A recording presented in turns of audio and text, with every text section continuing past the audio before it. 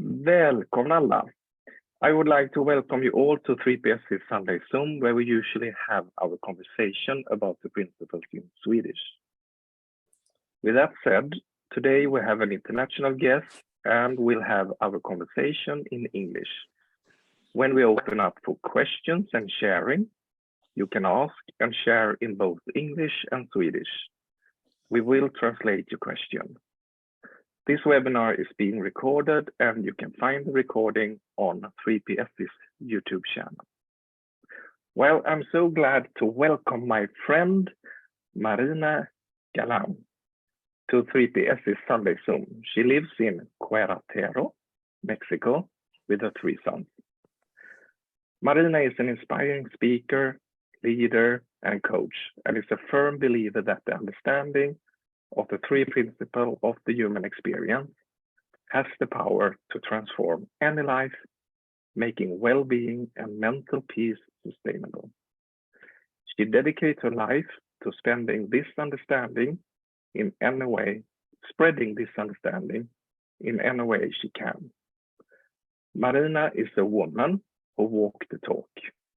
She is the founder of 3PESP, a multi-platform program that shares the 3 principles understanding with the Swedish-speaking community worldwide. She is a part of the 3PGC board.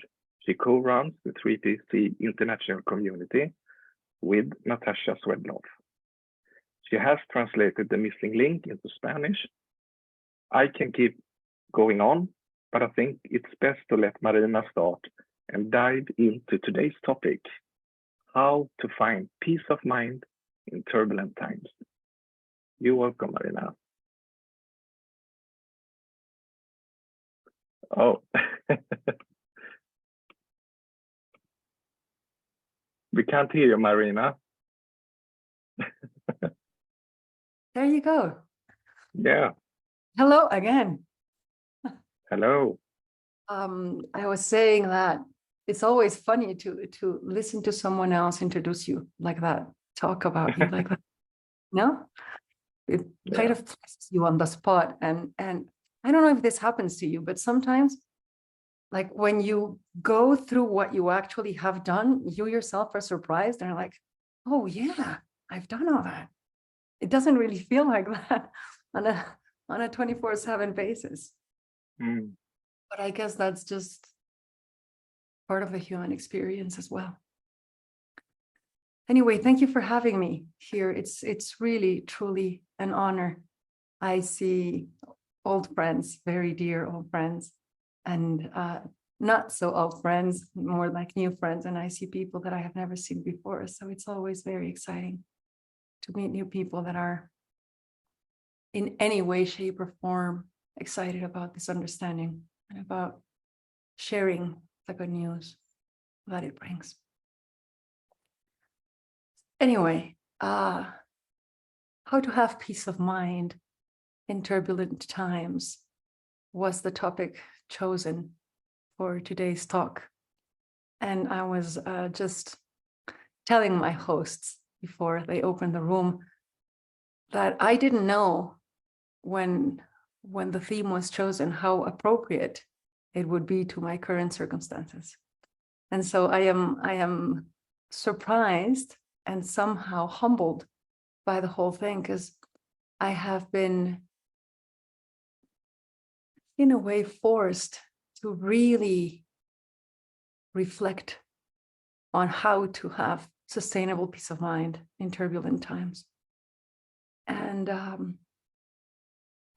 as Kenny was saying, when you really walk the talk, you cannot allow yourself to get distracted. You cannot allow yourself to look the other way and play the fool. So let's see where this leads us. Yes, thank you for being here. Thanks everyone for being here. It's a real treat. So what do I mean when I say that this understanding makes peace of mind sustainable?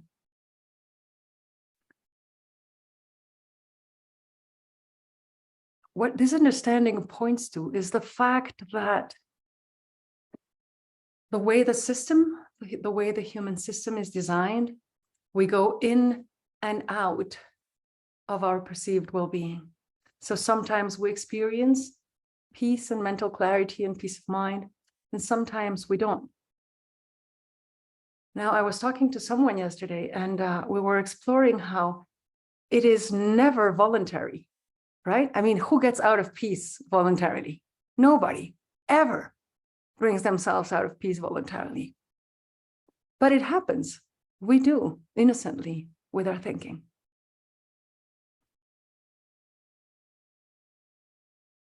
Now, thank God, coming back to peace is not up to us. Because if it were up to us, my God, we would be in so much trouble. So the system takes care of that part every time we allow it to. Every time we voluntarily, yes, let go of our thinking, the system brings us back immediately to well-being and mental peace. And so the question, of course, becomes, what does let go of your thinking mean? How do I do that? Because it feels impossible when we are caught up in our thinking. Thoughts become sticky, like a spider web, and you can't really get rid of them. The more you try, the more tangled up you become. And so in this exploration that I was having yesterday, we really looked at how we have the ability to not touch our thoughts, not engage with the thoughts that are showing up in our mind, in our consciousness. So thinking can be happening kind of in a back burner, but we don't need to touch that thought. So what is the feeling that comes to you when I say, don't touch that thought? What is the image that comes to your mind? Like, you can see it, you can be aware of it, but you don't need to touch it. You don't need to make it personal. You don't need to establish a relationship between yourself and the thought or the thinking. When you don't touch that thought, because it is receiving no energy whatsoever, because it is not being fed, because it is not being sustained in any way, the mind needs to bring something else to the table. So let's look a little at this a little bit from the physiognomical side of what happens in the brain. So we have the neural paths that are very common to us, our habitual neural paths, our habitual thinking. And because they are habitual, those are the easiest options that our mind is going to present to us at any given moment. So here you go. It's like being a regular in a restaurant. And as soon as you get there, the waiter says, "Oh, here's your burger." Because you've been having burgers for the last 42 years, right? So here's your burger. When I say, don't touch that burger, don't touch that thought, I don't mean fight that thought or reject that thought, because as we were saying, the more you interact with it, the stickier it becomes. So in a way, it's like saying to the waiter, AKA the mind, "Oh, thank you. I don't really feel like a burger today. What else can you have? Can you bring me?" And so it must bring something else, you see, because you're ordering it to. So it will go fetch something else, bring it to the table, and you can say, "Oh, no, I'm not really in the mood for salad either. What else can you bring me?" And it has to keep bringing you new things. So what happens? Does this make sense so far? Yes? Okay, cool. So what happens when we are in turbulent times and we freak out? Because we do. We freak out. We forget. It's very simple. We just forget that the waiter is taking orders from us. And then we start binge eating through anything he gives us. You see, we gobble down the burger and the salad and whatever it brings us. Now, here's the beauty of the whole thing. And I am going to try to connect what we're saying now with what we were saying before about, thankfully, the system is in charge of bringing us back. When we are binging through our thoughts, through our habitual thoughts, through our panic thoughts,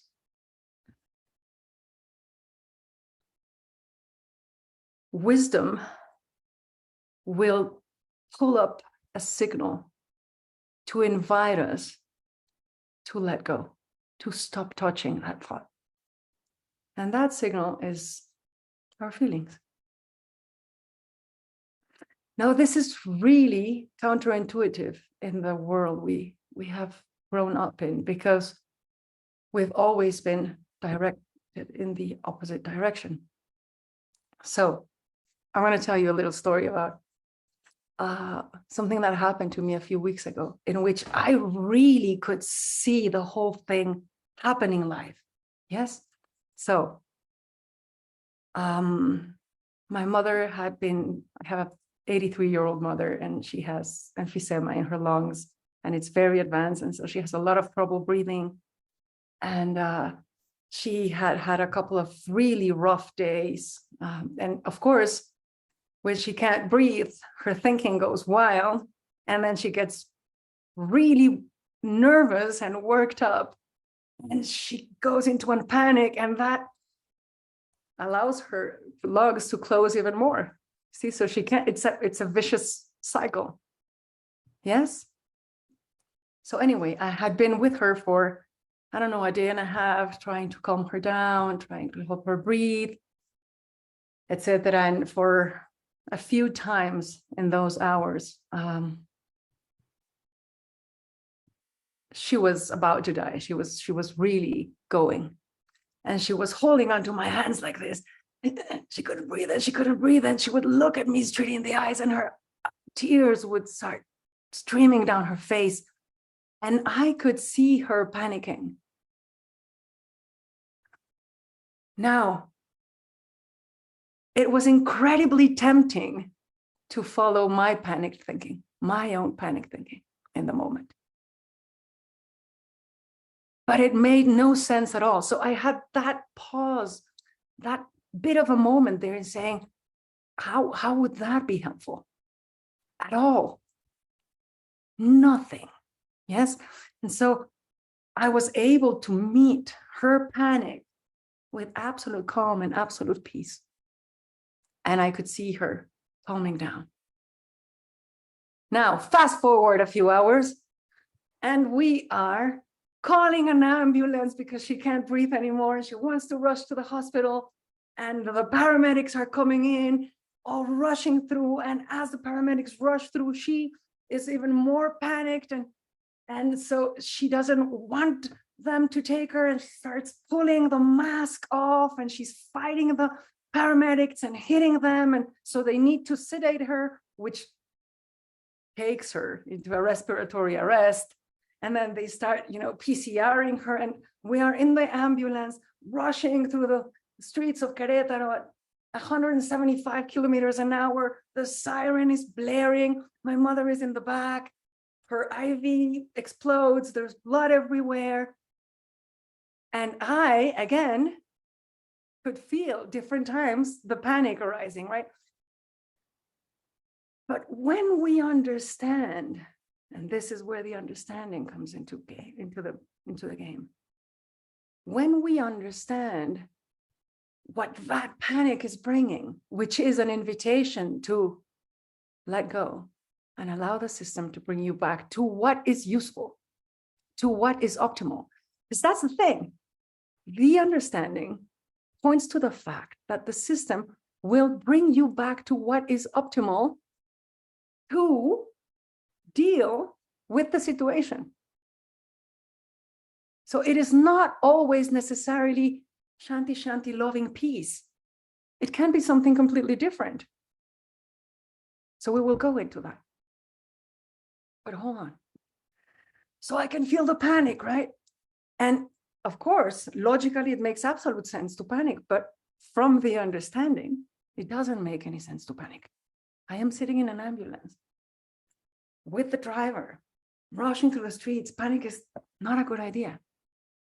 And so I keep turning to the driver and I keep telling him, yeah, I can see you like strong emotions. And he's looking at me and he's asking me, how are you so calm? How on earth can you be having this kind of conversation with me? And I'm like, no, yes, don't worry, just drive, everything's okay. And I'm calming the paramedics down and everything is, so in the end, we get to the hospital. The driver from the ambulance asked me for my card because, I need to understand how you do this. But every time he asked me, the only answer I had was, well, it makes no sense to panic. It makes no sense to panic. It's not useful under these circumstances. Now, what would be another kind of circumstance where absolute peace would not be optimal? If a dog is attacking your child, you don't want to be peaceful and shanti shanti. You want to have a different kind of energy in order to deal with that. You see? But the energy does not come from panic. It comes from clarity of what is needed. And that clarity of what is needed comes from peace of mind. So you see the difference? Peace of mind, agreement with reality, information from wisdom, optimal response. If I had been driving the ambulance, I could not have been shanti shanti peace because my senses needed to be way more alert. Right? So the system brings us back to the optimal state to deal with the circumstances when we allow it to. Is this making sense so far? Yes? Okay, I see a few faces going like this, so good.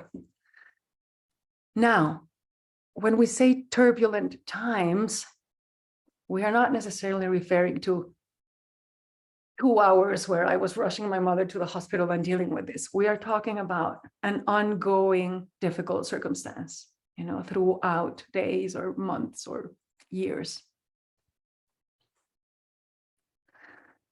Thankfully,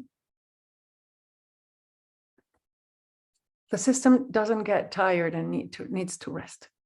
It is working perfectly 24/7, regardless of what is going on, regardless of whether we are tired or not, angry or not, scared or not, sad or not. It is always, always working perfectly. And so it has a continuous invitation to the perfect response, the optimal response, which is a continuous invitation to peace of mind and clarity. Quiet mind and clarity. So what does quiet mind mean? There is no noise. We all have the experience of a noisy mind, yes? The noise, if you give yourself the chance to look at it, it mostly comes from being in disagreement with what is. So when I am not in agreement with what is, mental noise. Things should be different. This should not be happening. He should be driving differently. My mother should be breathing. They should have put the VI differently. I don't know. Anything. The dog should not be attacking my kid. Yes, but it is. So you need to come to terms with what is in order to be able to respond to it optimally. When you come to terms with what is, then there is a quiet mind.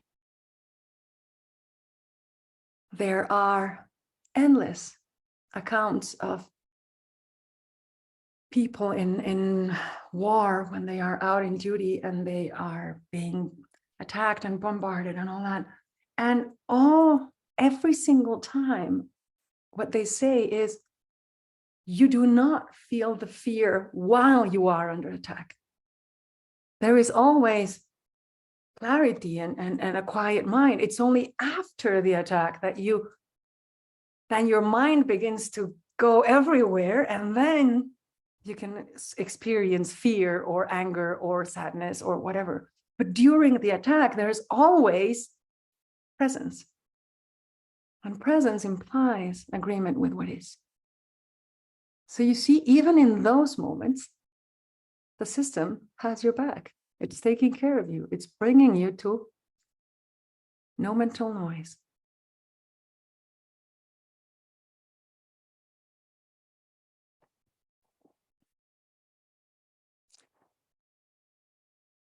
So let's talk about what happens afterwards.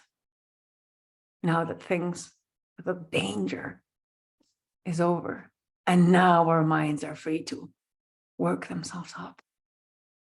And they do. It's human. But again, we have the gift of the alarm system. Hey, you might not be thinking optimally. You might not be looking at this optimally. How do you know when you're feeling fear, when you're feeling anger, when you're feeling... All these things are just an invitation to check back on how you are relating to your thinking. Because sometimes it is the content of the thinking, but sometimes it's just how you are relating to it. You know, in very, very ridiculously simple terms, I can think that I am beautiful or that I am ugly. It doesn't matter. What matters is how I relate to that thinking, to that thought. Whether I take it seriously or not, whether I validate it or not, going beyond the content and even beyond the habitual thinking, the noise in the head.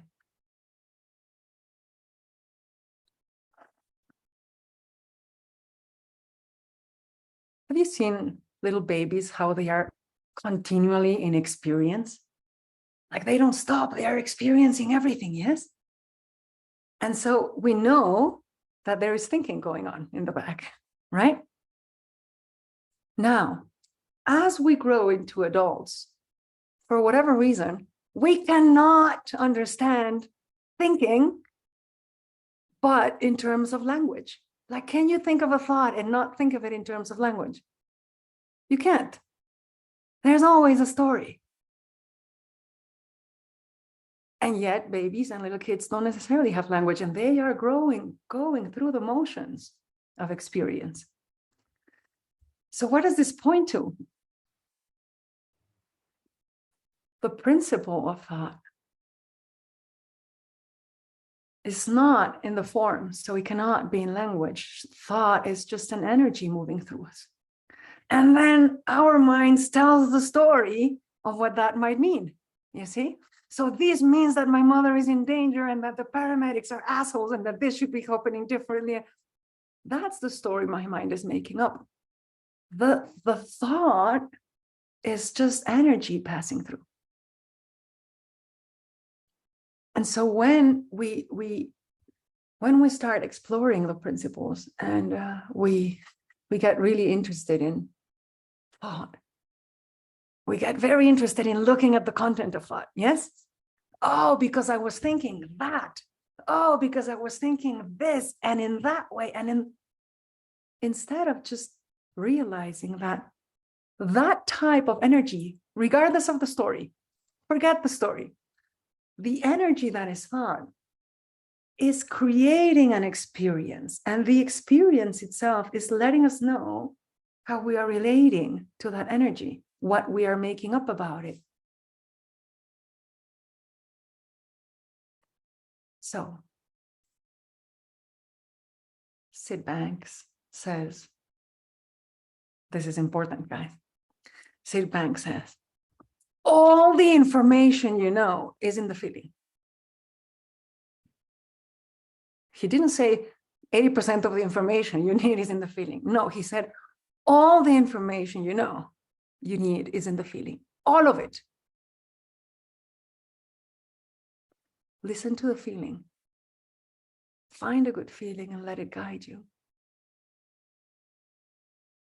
Now, when we allow ourselves to experience a feeling and we do not touch the story that our mind makes up about it, we allow it to inform us in a completely different way. Because here's the thing, the rational mind does not talk feelings. It can't. It can make up a story about it, but it doesn't talk the language of feelings. Feelings are decoded, or information is brought out of feelings by a completely different intelligence in us. The rational always limits it to a tiny little story that might or might not be true. So when we don't touch the story, when we don't touch the thought, and we let ourselves feel, the feeling will take us where we need to go.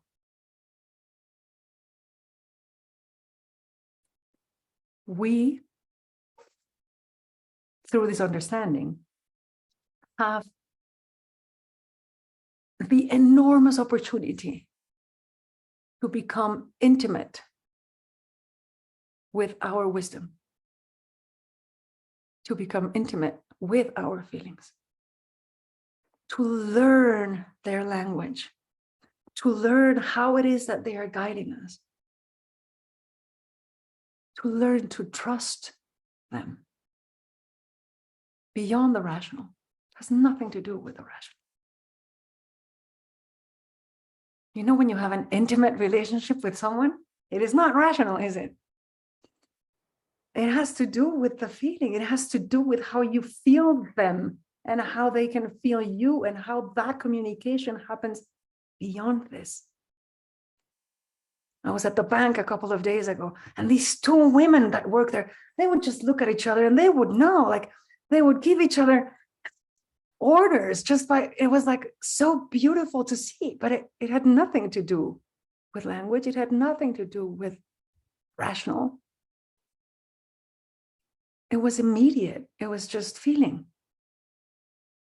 So this understanding gives us the enormous opportunity to really become intimate with our feelings, learn their language, learn to be guided, learn to trust them. It's the same as saying we become intimate with wisdom. Do you see what I mean?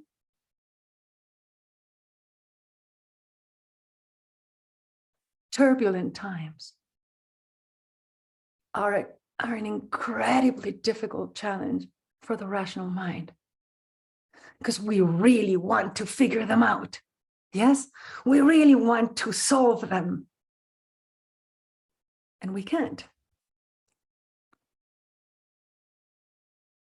Because most challenges are not there to be figured out or solved.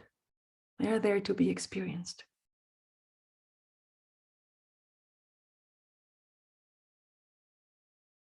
And a lot of the times, when we give ourselves permission to experience them, we don't solve them, but they dissolve through experiencing.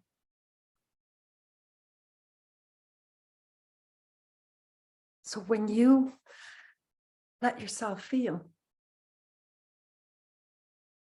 it dissolves. A very good friend of mine died yesterday. And I could see my mind reacting to it. I could see my mind getting angry and getting sad and getting upset and looking at her 19-year-old daughters and thinking how unfair it all was and getting worried about them and thinking about her poor husband who this year lost his father, his sister, his dog, and his wife. I mean, come on, right? What's that about? Turbulent times. You cannot solve this. You can't. We cannot solve war. We can't. We cannot solve loss. We can fight it, or we can experience it and let our system, because I don't know how to call it, our heart, suck all the information it needs out of that experience so that it can grow larger and meet experiences anew from a more compassionate, more loving space. We hold experience. When you meet people that are, I don't know how the expression would work in English, but in Spanish we say a lot, he's dehumanized. When people cannot feel you, when they cannot feel empathy, when they cannot understand, we say they are dehumanized. Yes. So when we do not grow our hearts, our souls large enough to contain the experience of another or our own, we lose the opportunity to be more human, to be more ourselves. When we fight with this, we lose the opportunity for this to happen. Now, this, man, boy, does it hurt. But there is no other way to widen your heart, to widen your soul, than to really, truly allow yourself to feel the experience.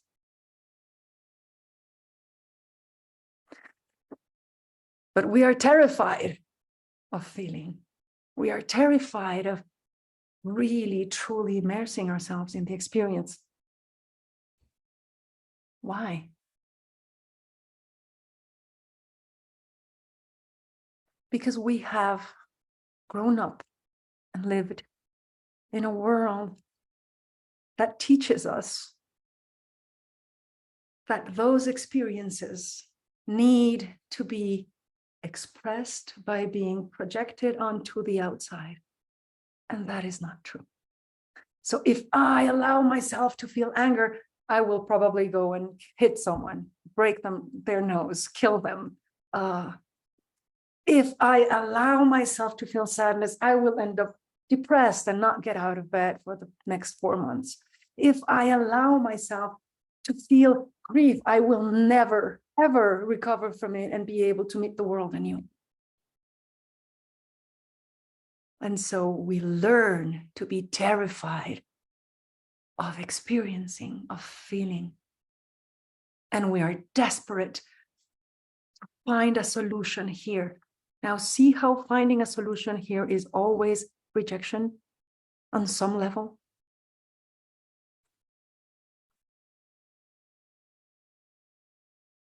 We do not allow ourselves to feel. I was reading this morning a comic with one of my sons, and the character said, if you do not allow yourself to feel, you feel no pain. Is that true though? Well, you might feel not pain, you might not feel pain, but oh my God, your world is going to become smaller and smaller and smaller. And there is nothing more painful than that. So what being human asks of us is to feel, to experience. You see, life is not stupid. Life is not dumb. It would not let, if what life asks of us is experience, it's going to make sure we have experience. It's not going to let us go through life being able to somehow avoid it. And we can't. You see, nobody can avoid experience. Nobody can. This is what happens. But when we meet experience like this,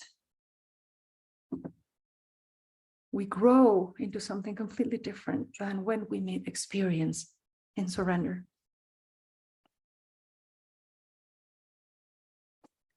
We grow inwards. We allow for more. We become larger. We expand. We become more human. We understand. We empathize. We hold. We become companions for others. We don't need to rescue them from their experience, but we can love them through them. We can walk with them through them.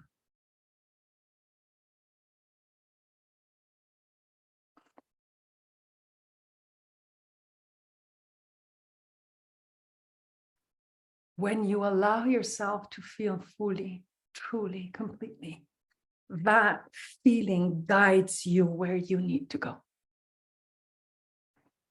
In the understanding that it is about this and not about out there. Then you let it do the work inside. The work of the heart, which is mysterious. Sid said, all is love and mystery. Period. Love and mystery. There's nothing else. And when you can mix mystery with love, oh my God. Oh my God.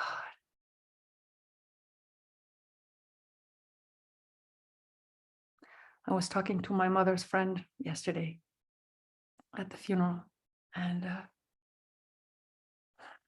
she told me, I can't go through this, but I know God will take me through it.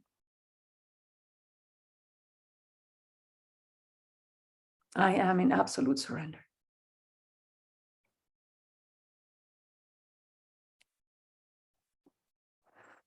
I spent the last week with my father. He's 94. He's very weak. He had a nasty fall last week, and he's been recovering very, very slowly.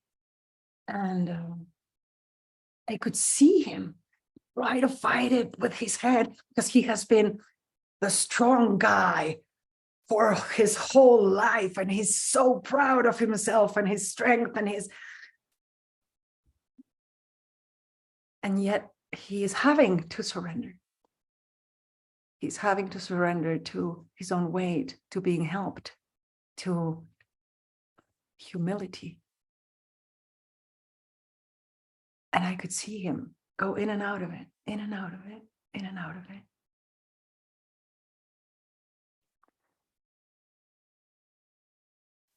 And I could see how, as soon as he let go, the system would bring him back.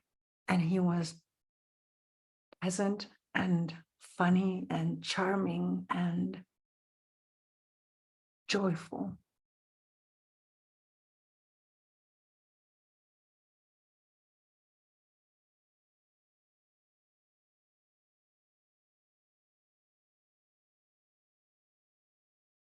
The lack of peace comes from disagreement.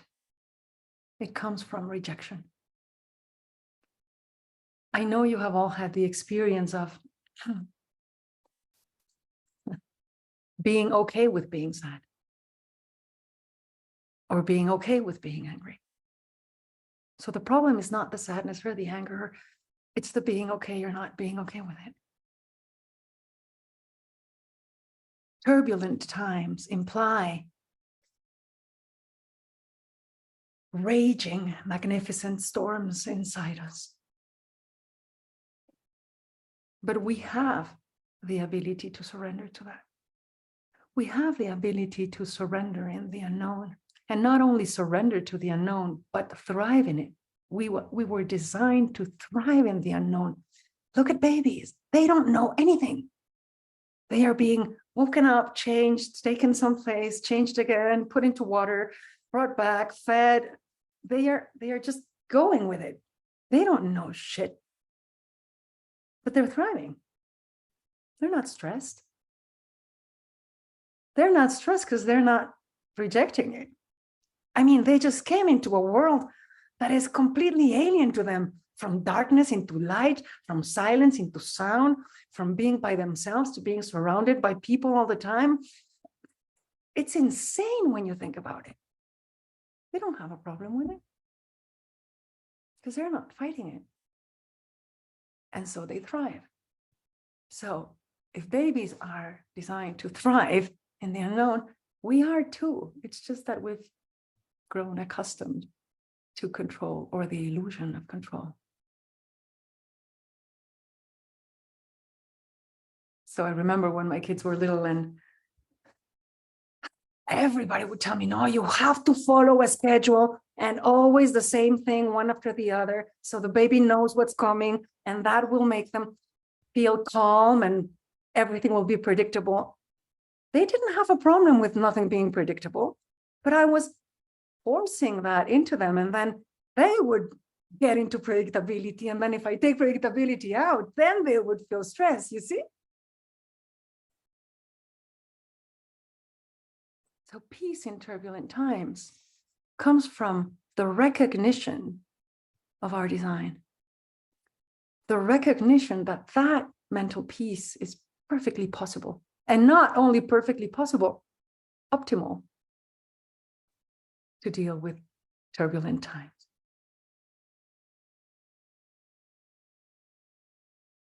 We human beings cannot not choose the best option we see. We are not designed for choosing the second best option, you see. If we choose the second best option, it's because we see some sort of plus in it. Isn't that true? We always choose the best option we see.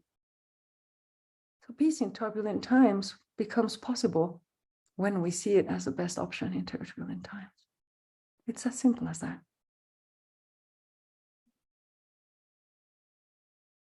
So yeah, agreement with reality, embracing of what is, not fighting anything, peace of mind, clarity, feeling, being guided, perfect. You see how simple it is? There's so little for us to do. It's just a recognition of it. The recognition that the system, if we allow it, will guide us. The recognition that we can trust it. That's a very important one. But we can't. If our design was up to us, oh boy, oh boy, oh boy.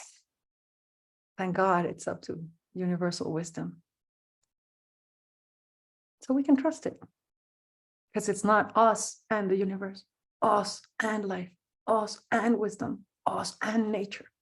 No. It's all the same thing. We are nature. We are life. We are wisdom. We are intelligence. So we can trust that. Our intellect came way, way, way later. It's tiny and it only has not even your age. I mean, come on. Beware of thinking that it can know more than life, than the design, than the intelligence that you are part of, than the wisdom that you are part of.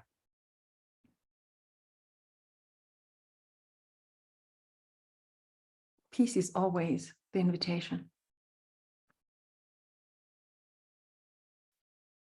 Surrender to it. That's all you have to do.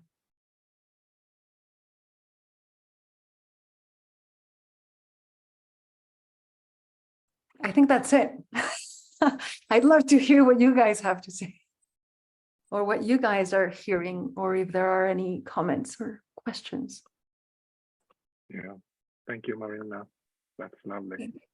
If you have any questions, just raise your hands and we have something to share.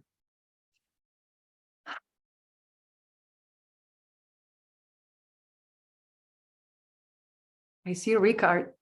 I don't know how to pronounce your name. Ricard? Yes? Ricard? That's right. Richard, you can say. Okay. Thank you. But I I just have one question. You said that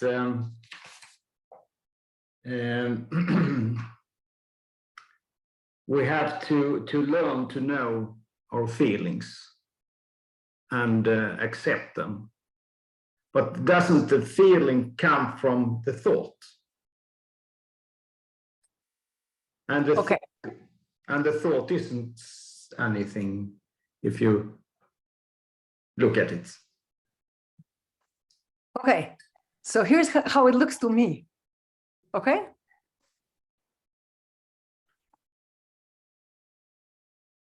The feeling gives you information about the thought.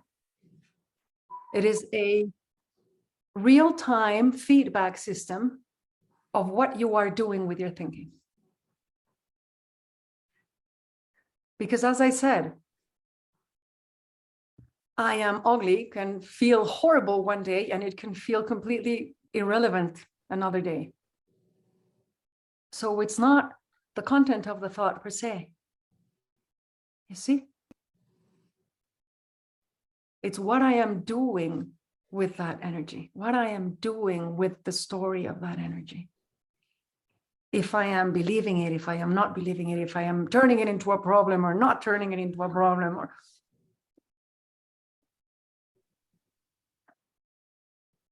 so yesterday at the funeral, my friend, you could hear everyone say, such a shame, she was so young and her kids are so young and what is going to become of them and the worry of the father. But 2 minutes later, you could hear the same people saying, thank God she left. She was suffering so much. She was in so much pain. So we're all talking about death. But you can look at this part of death or this part of death or this part of death or this part of death and what you are doing with it is happening, yes? Now, your feelings are giving you information about what you are doing with them. And because they are giving you this valuable information of what you are doing with them, they are incredibly relevant information. So the feeling will let you know whether you are scaring yourself or you are over-congratulating yourself or you are worrying yourself or you are angrying yourself. That is what the feeling is going to tell you. You see? And that is an invitation to become conscious of what you're doing so that you can stop doing it or not. So as we become intimate with the language of our feelings, we learn to recognize how they are guiding us, how they are letting us know what we are doing. So imagine that you're flying a plane. You see all these, the whole thing is filled with instruments, yes? All these instruments are giving you relevant information about what is going on. You want to listen to them, yes? It's the same with feelings. The feelings are letting you know what's going on. You want to listen to them. But if you don't know how to read the instruments, if you don't know what they are talking about, in other words, if you think your feelings are giving you information about the outside world, circumstances, other people, you won't be able to listen to them. As you begin to realize that they are giving you information about what is going on here, then you develop a completely different relationship with your feelings. And you learn their language. And so when I was in the ambulance heading to the hospital and I could feel panic, I could see that I was about to begin scaring myself with my thinking, which was not useful in that circumstance. so I could stop doing it. I could let go of the whole thing in an instant. Now, if I am feeling anger when a dog is attacking my kid, I can see that that feeling can be useful right then and there, yes.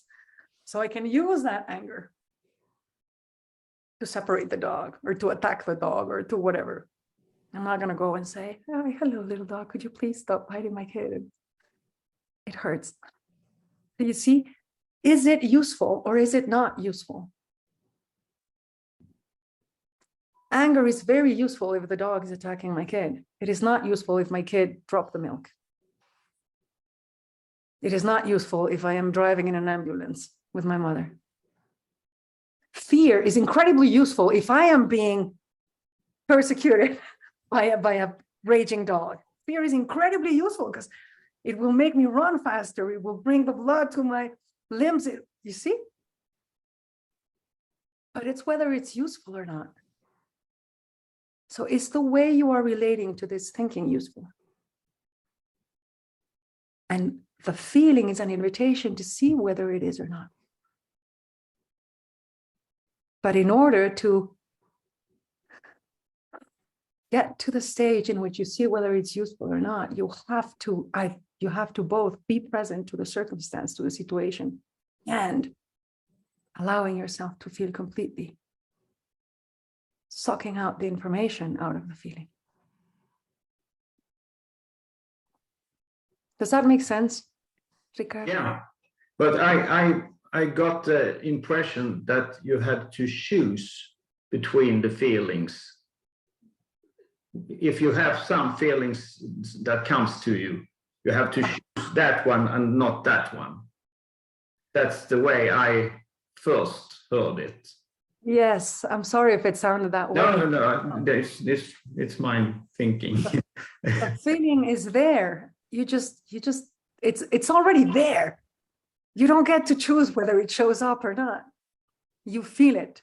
So you don't choose the feeling, you accept the feeling. Yes, because you see, Sid Banks said, the feeling guides you. The feeling guides you. So you feel the feeling. Sorry. You feel the feeling and you allow it to guide you to the next stage, whatever that is. How can it guide you if it's a feeling from a thought that doesn't do any good in that situation? I can think thoughts like the dog. I want to hit the dog, and maybe that's not the best solution in that situation. And that thought creates a feeling, but that feeling doesn't help me. Or well, here's the thing. When you have peace of mind, when you have clarity, you know what is useful and what is not. Okay. That's the whole point.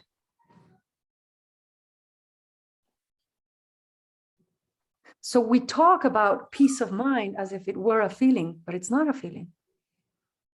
It's a state of mind, of clarity and presence and agreement with what is. That is peace of mind.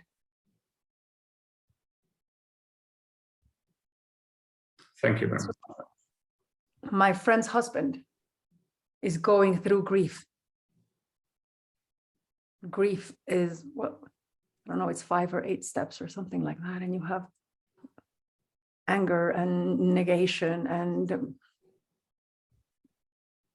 sadness and all these things. Those feelings are letting you know where you are in your thinking about loss, about having lost someone. So they are giving you useful information of where you are. You see?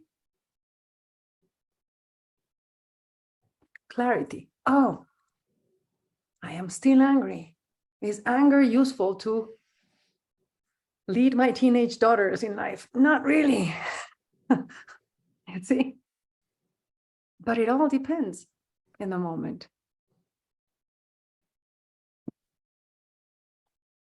So it opens up a whole new world of possibilities in terms of allowing those feelings to guide you in the navigation of your thinking, not only in the navigation of reality, but in the navigation of your thinking as well.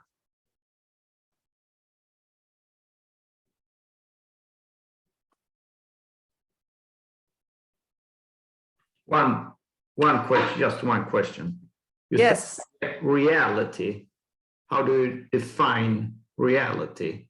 Created by thought or feeling or? Well, what's the temperature where you are, Richard? About 5 degrees Celsius. Okay. If you take me there, I will tell you it's freezing and nobody can move. Yes. Wow. Is it true that it's cold? For me, yes. Is it true that it's cold for you? I don't know. The fact is that it's 5 degrees. That is reality. Is it cold? Hot. Bearable? Unbearable. Fresh? Possible? Do we want to go outside? No, that's completely thought created. So the experience of 5 degrees is thought created. 5 degrees is not thought created. Thank God. 5 degrees is not thought created. The death of my friend is not thought created. The fall of my father is not thought created. My mother going into respiratory arrest is not thought created.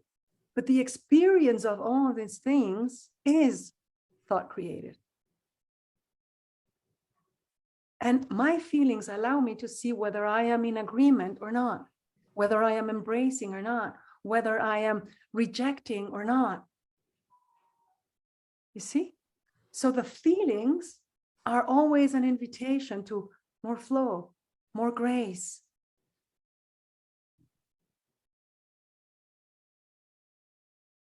More love. Thank you very much. Thank you very much. More acceptance. When my father accepts that he's 94, he surrenders more easily. When he doesn't accept that he's 94, he's a pain in the ass. He doesn't let me help him. You see what I mean? Well, agreement with reality, an agreement with my experience of reality so that I can move and navigate and play with other experiences of it. Thank you, Ricard. Beautiful question. Cecilia Hector, it's so good to see you. Oh, sorry. Please don't turn off your camera. I like looking So, at you. yeah, oh, this is so beautiful, Marina. Thank you so much for this, how you express everything. And it's just how I see it. It's all about the feeling, and we are guided from the inside. Yes. And yeah, you just point to all the things. I love it. Thank you. Thank you. But isn't it amazing, Cecilia, how wisdom speaks to us? The language of wisdom is feelings. And we are terrified of them. You see how illogical that is? Yeah. So the language of wisdom, the way wisdom communicates with us is feelings. Oh my God, we should be binging our feelings. You see, we should be squeezing the information out of them. And like you say, we go up and down all the time. Yes. And sometimes we are aware and sometimes not. But we are always guided. Yes. And can come back. Now, here's the thing, Cecilia. What this understanding does, it does not save you from the human experience, right? No. It doesn't. But because it allows you to navigate it differently, you don't need to. Okay, remember how at the very beginning we were saying there is always the invitation to let go so that you can come back to well-being, and the system brings you back. So we can be incredibly stubborn. And sometimes we need a lot of suffering before letting go and allowing the system to bring us back. What this understanding does, this is going to sound weird, but bear with me. What this understanding does is it makes us incredibly intolerant to suffering. So we do not need this amount of suffering before surrendering and allowing the system to bring us back. We learn to listen to the feeling and we surrender sooner and sooner and sooner. And so we still leave well-being, we think ourselves out of it, but we recognize the feeling immediately. And so, no, hold on, let me go back, let me go back, let me go back. And so instead of experiencing a life that is,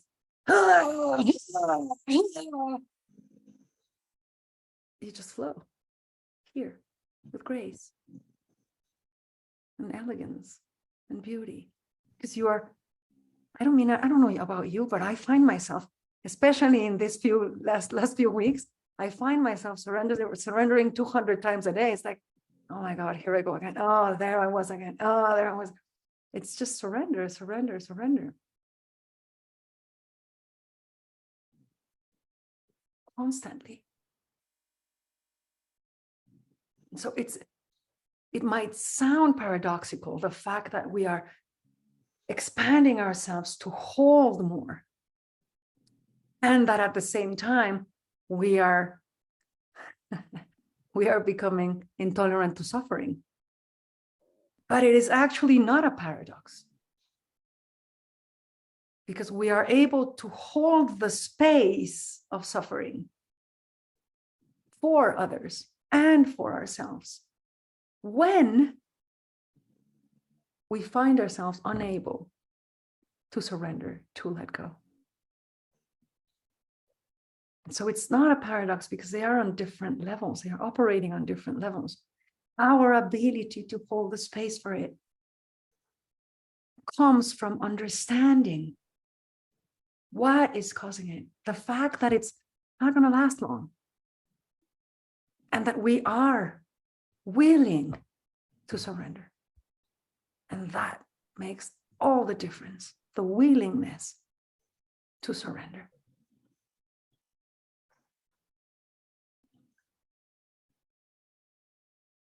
There is a Sufi maxim, saying, however you want to call it, that says, stop weaving and see how the pattern improves. And it's really difficult to stop weaving, right? Because we want to do things, we want to make things beautiful, we know we can. Yes, but it's a different kind of weaving when you are weaving from surrender than when you are weaving from ego. Stop weaving, surrender, see how the pattern improves. Let the universe use you. In order to let the universe use you, in order to let wisdom have its way with you, you have to feel. It's the requisite.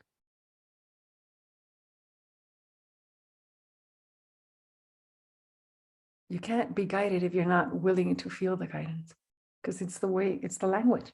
That is the language.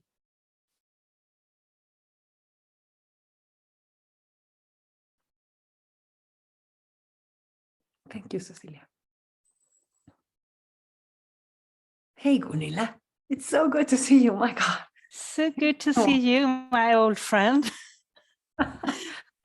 I actually just want to thank you so much for today, and it's been just so beautiful, and your feeling is so beautiful, and I love your metaphors and your passion with this. It's just been a blast to see you and listen to you here. And when you talk about the feeling, it goes right through the computer window and right to my heart. So I just wanted to say thank you. Thank you, Gunilla. Thank you. Thank you for being here. Man, I am absolutely convinced that if we just knew what feeling can do for us, we would not hesitate. We would not hesitate to surrender to it all.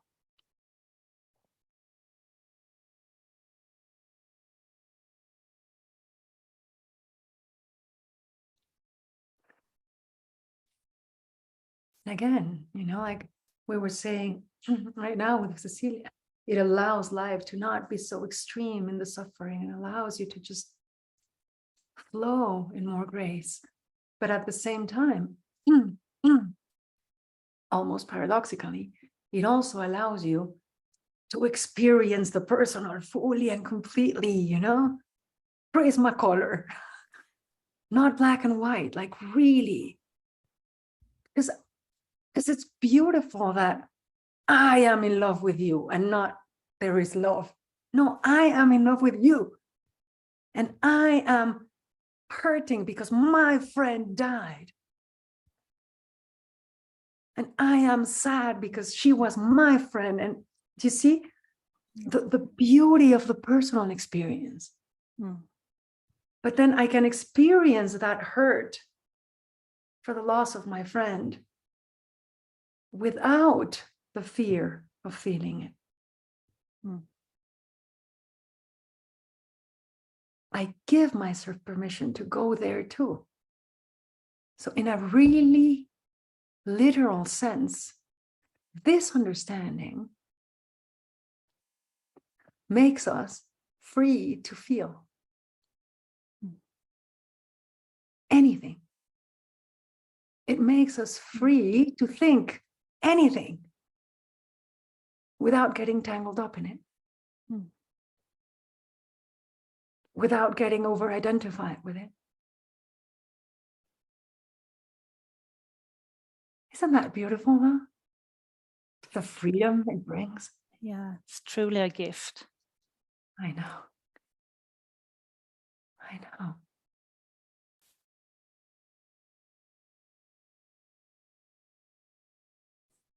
And it sometimes,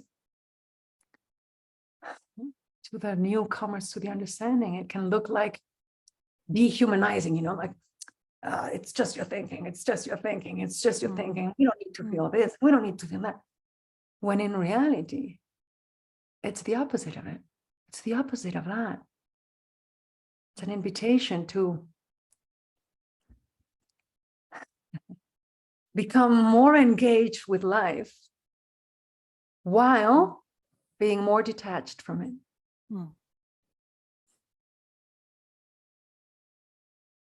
Wow. Thank you. Thank you. Sonny. Hi. Hi, Marina. How are you? I'm very well, thank you. I'm very well, and I'm very glad. It's so lovely to see you and hear your voice. I've heard you many times in recorded webinars, and I've always been so inspired listening to you. Thank you. Thank you. And now we get to talk live. Yeah, that's beautiful. Exciting. Yes. Yeah. I would like to share what to call it, an exception, but it's not really an exception for how life works, how we are designed. Yes. But it really, the experience of it is like it's not working as it should. Yes. and that's that kind of exceptions is quite valuable to have an experience about and understanding about. And I myself, I have been to the three principles for several years now, and there's a lot of things that have happened in my life, within myself and without myself, and I've been experienced from really low clarity, from really stressful panics, experience to being in the now with such love I didn't know it existed to experience. And my resilience is expanding a lot. And I'm also working as a coach and guiding people. But you know, there has been this exception for me. And that has to do with a trauma. Okay. A deep, deep trauma in my life. When I was 4 years old, a stepfather came into our family, and he was a nervous wreck and scared the hell out of me and my brother. So I have always had big, big problems with temper, people having temper. Yes. And you are a woman from Mexico, aren't you? I am.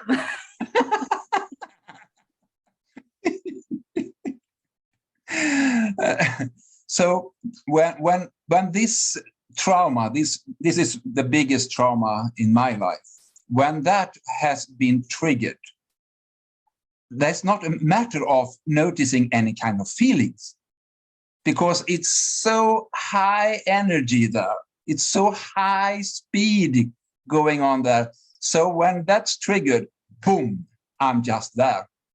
Huh. Yes, I know exactly what you like kidnapped. Yes. Totally kidnapped.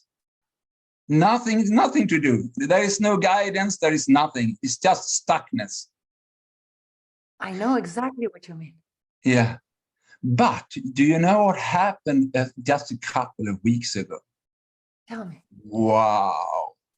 I was sitting and listening to different 3 principles in webinars, in YouTube, and reading books, etc., deepening my groundings. And when I was sitting there, suddenly, instead of being kidnapped into my deep trauma, I suddenly saw the trauma, what it consisted of, for the first time in 56 years. I actually, for the first time, saw those thought storm, the thoughts. I saw the thoughts. Yes. I saw it. The trauma consisted of thoughts in such high speed. Ah. It was marvelous, because when I saw it, I cannot unsee it. Of course. So the impact of this trauma now has decreased a lot. There you go. Yeah, it's so wonderful. Oh, Sonny, hold on a second. Hold on, because what you're saying is incredibly important. You cannot see thought and be caught up in it at the same time. Yeah. So when you see thought, you are completely outside of it. Yeah. And then you can see the mind rushing and at very high speed, but you are having the experience of being outside of it. Yeah. See? So it Yeah. not only can decrease, it can separate completely from your experience of consciousness. Yeah. Now, I can promise you, I can swear to you, I can assure you that if you keep looking in that direction, it will get better and better and better and better until it disappears. And it might show up again every once in a while, but the experience will be completely different. Completely different. And when I say I understand you very well, I really do. My father was incredibly temperamental and violent. Verbally violent, emotionally violent, physically violent, incredibly violent. So I know what it is to respond to temper like that, and how it engulfs you completely. Yeah, it's like it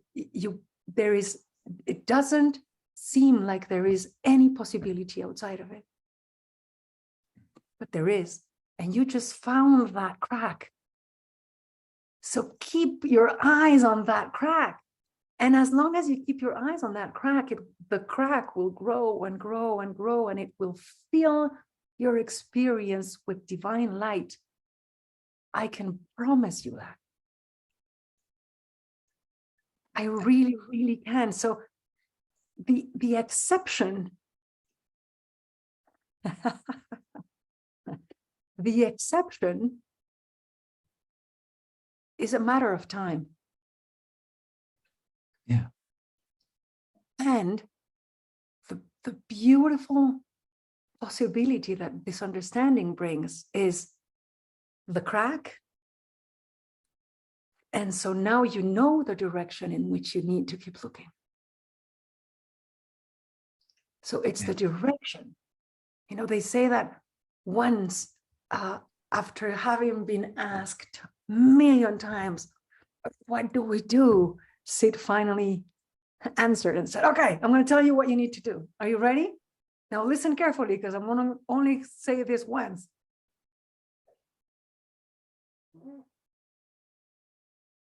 Look in a certain direction and do nothing. But look in a certain direction. That's what he said. So what is the direction? What is going on inside? So you are not responding to someone's temper. You are responding to everything you learned about that, which is not out there. It is in here.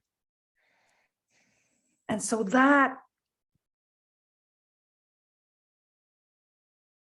response, that trauma response, is guiding you to look in there. What have you done with your thinking, with this experience in the past, and how that is informing your experience now?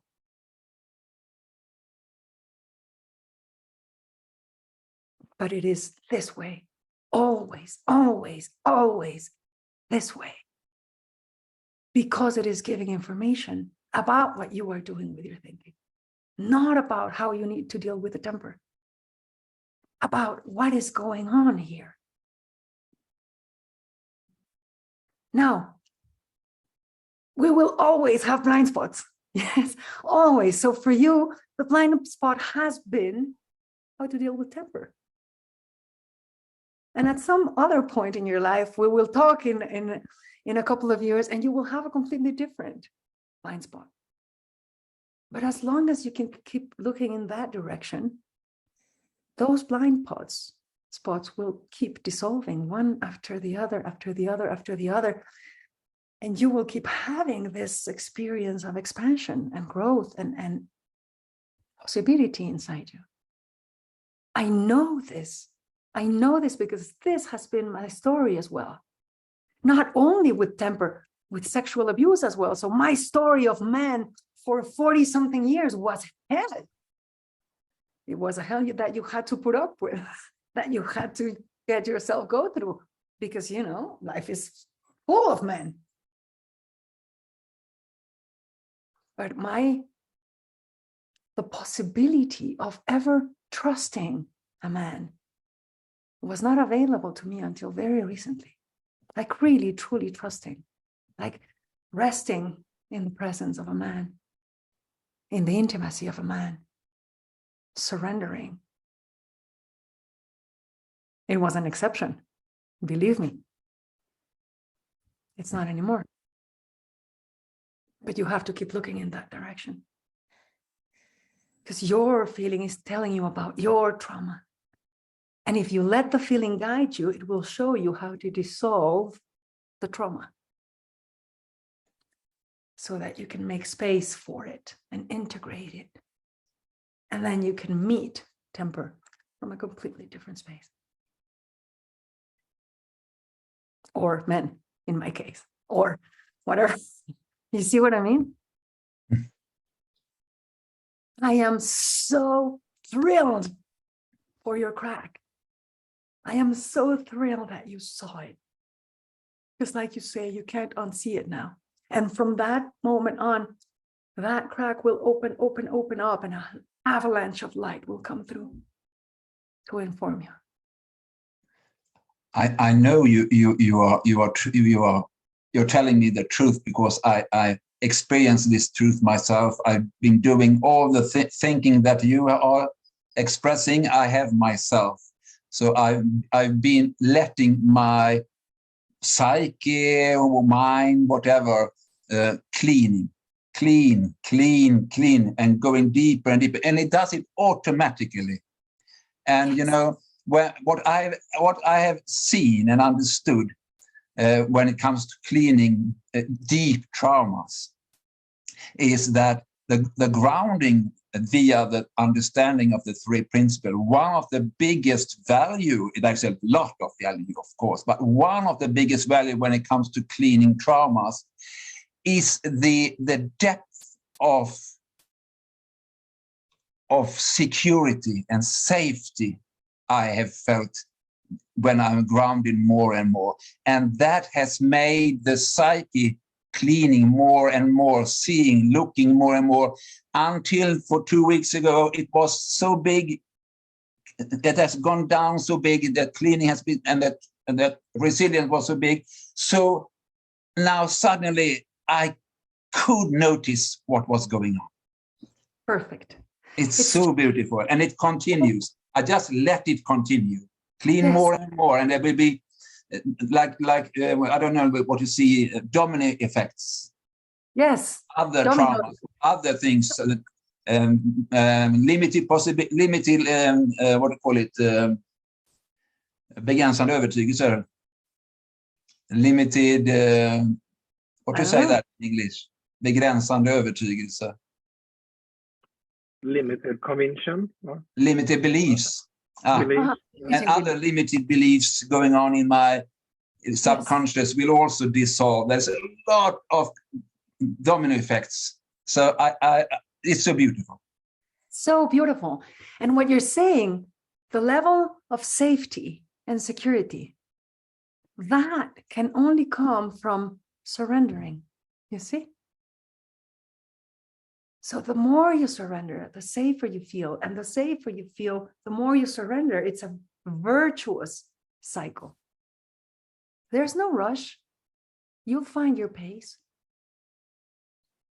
You will be guided through this. Congratulations, Sonia. I'm so happy for you. Thank you. Thank you. So, thank you. Perfect. Perfect. You see, turbulent times for 56 years.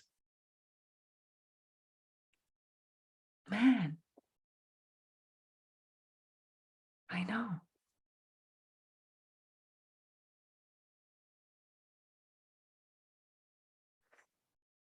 And yet the invitation is always there. Peace of mind, clarity, quiet.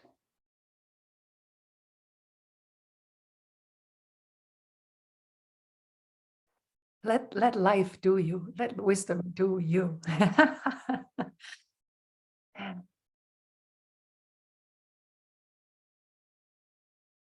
it's so simple. It's so simple.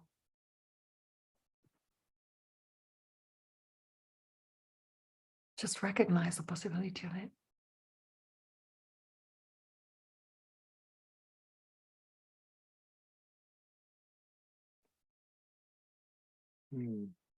Thank you so much, Marina.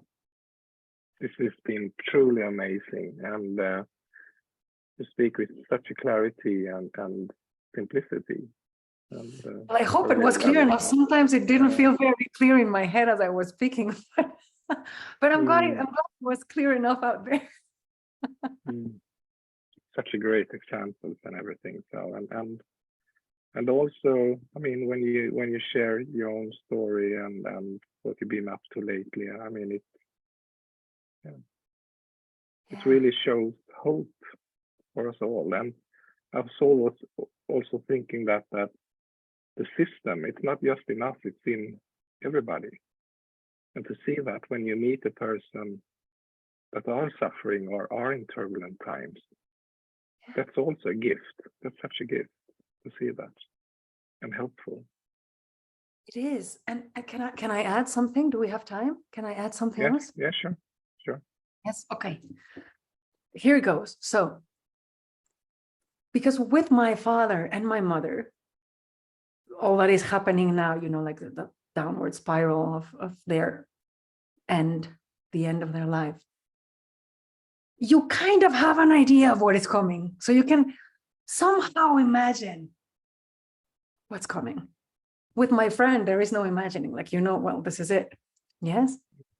Now, let me tell you, let me add another piece of my turbulent times to you. Are you ready? My best friend has been in a coma for the last 3 weeks. Nobody knows why. They found him unconscious and having seizures in his brain. And so he has been in the hospital, intubated, and they've been running all kinds of tests, and they are finding nothing. And he didn't have medical insurance. So me and all our friends, we are gathering money for him and his family to be able to cover the cost of the hospitals and all these things. Now, this has really made me wonder about consciousness. You know, because it's funny, here in Mexico, throughout the years with the drug cartels and all that, sometimes you hear a lot about missing people, you know, they just disappear and they're looking for them. Well, my friend is missing. Nobody knows where he is. You see, we know where his body is, but we don't know where he is. And how where the consciousness of his body, that the doctors tell us, no, maybe he can hear you, maybe he can feel your touch, maybe he can, but he's just disappeared. And so I'm thinking about consciousness a lot. And that has brought me 360 around to my experience of consciousness about him and where he is.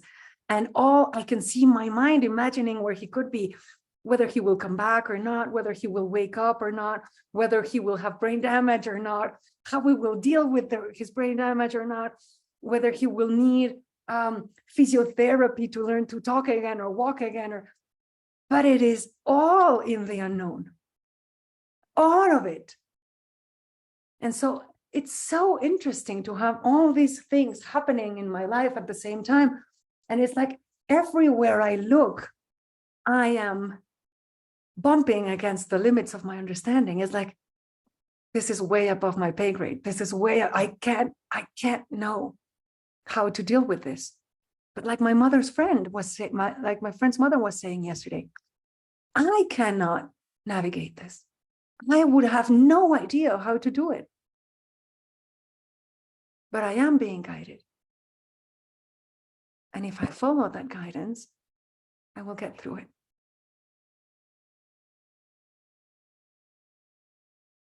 You see? So it's one step at a time. Just the one step you have right in front of you. That's as far as guidance goes. Wisdom knows everything that is ahead, but it works like a short lights on your car in darkness. You know, it doesn't illuminate the whole world. You can only see 2 meters ahead of you. But that's all the information you need. This now, what makes sense? Oh, this is what makes sense. Next step. We stop. We go back. We look around. We let reality inform us. Oh, next step. One more step. You see? And you know that as long as you keep yourself there, you'll be okay. So there is no need to scare yourself, worry yourself, anger yourself with your thinking. There is no need to do that. None at all whatsoever. Because you don't know. And you either trust the perfection of life or you don't. There's no in-betweens. So you surrender again, again, and again to what shows up. That's all we can do. Yeah. Thank you, Kenny. Thank you. Yes, the unknown was an important piece of it. Thank you for letting me that. I saw Hannah had her hand up, but Anna? Hannah had her hand open, yeah. Yes. Yes, I had, but I was conscious about the time. Do you have the time for one last? I have the time for one more. Yeah, Okay, I great. Thank you, Marina, for this night. It was lovely. But Thank a you. question that arose in me was when you and Sonny were talking about cleaning out traumas. Yes. Yes. Can you say something else about that? Because I thought that trauma was more like a memory. Okay.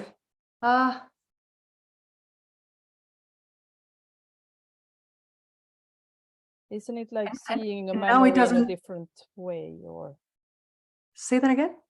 isn't it like seeing a memory in a different way? Can you say it like that? Oops. So,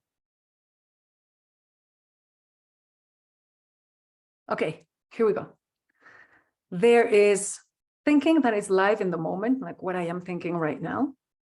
And then there is my system of beliefs. Yes. And my system of beliefs works like filters through which I experience reality. So if I live in a country in which having blue eyes is dangerous, I will see everybody that has blue eyes and experience fear and try to hide and run the other way. Yes?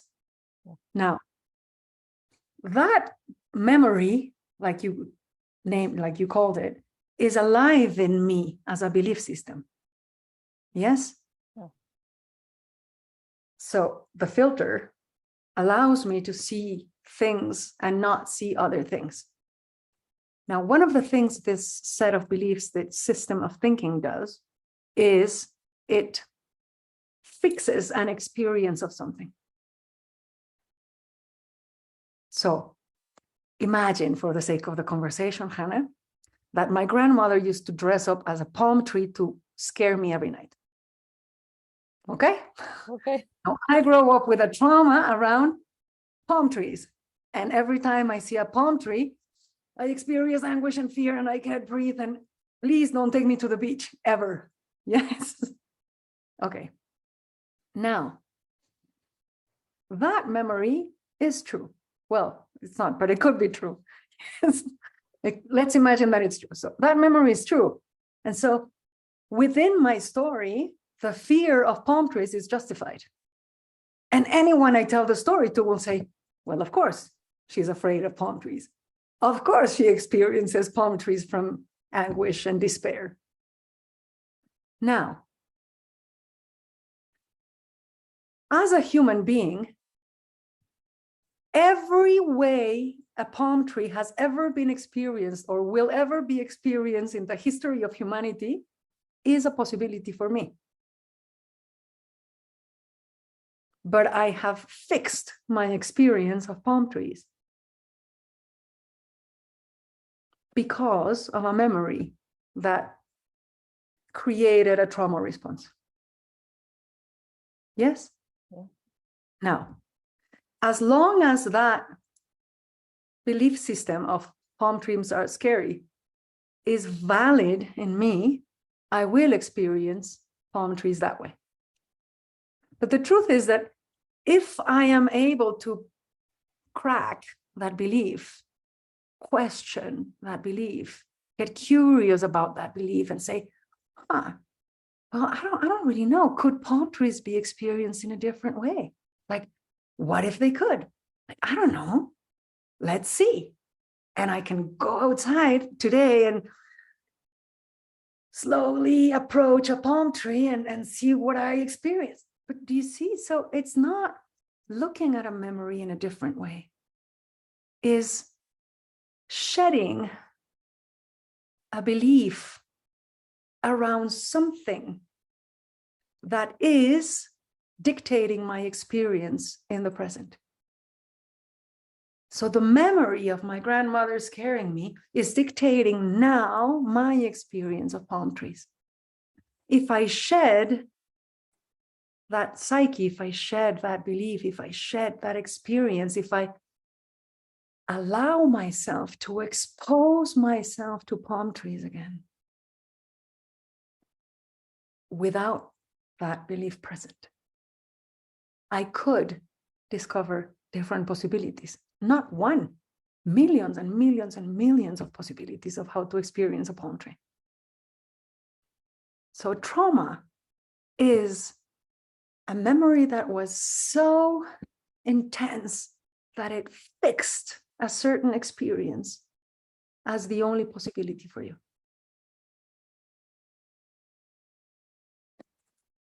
Men are dangerous. Men are not trustworthy. Men, do you see? But what if we can approach men differently?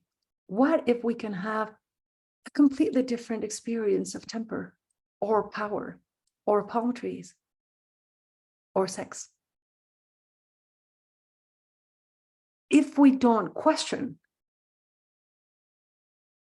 there is no crack that will begin to open and shedding that. Does that make sense? Yeah. And I think that maybe we start to questioning because we suffer, right? Exactly. So the suffering is the invitation to, hey, Exactly. listen, you're relating to temper this way. Yeah. Listen, you're relating to palm trees this way. Hey, Marina, did you notice how you relate to men and to power? By diminishing yourself and disappearing, and it doesn't feel open and spacious and possible. It feels completely constrained and small and so you see, the feeling is inviting me to look at what I am doing. How am I relating to the thought of men, temper, palm trees? Hold on a second. I am looking at this in a way that might not be useful if I want a beautiful relationship with a guy, or if I want to go on vacation to Costa Rica, or if I want to, you see? Yeah. Yeah, that's great. Because this week I just saw something that if it like hurts a bit, then there's something new to see there. Yes. Yeah, it's an invitation. Like Exactly. you were talking about. Yeah, it was so beautiful. Exactly. Yeah. Everything we feel is telling us about what is going on here, whether it's thinking in the moment or a thought system, a belief system that we are experiencing life. And ask ourselves whether we want to question it.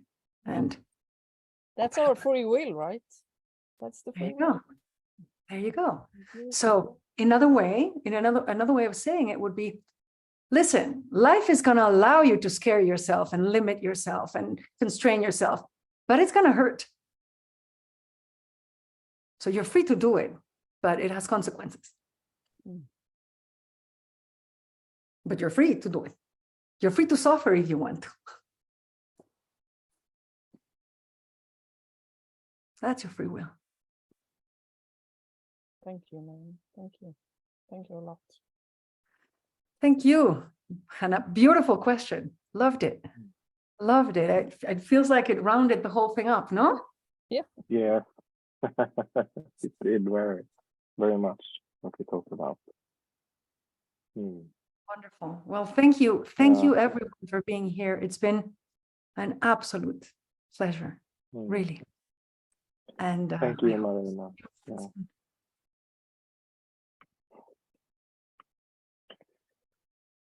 Yeah. Let the new year begin. Yes.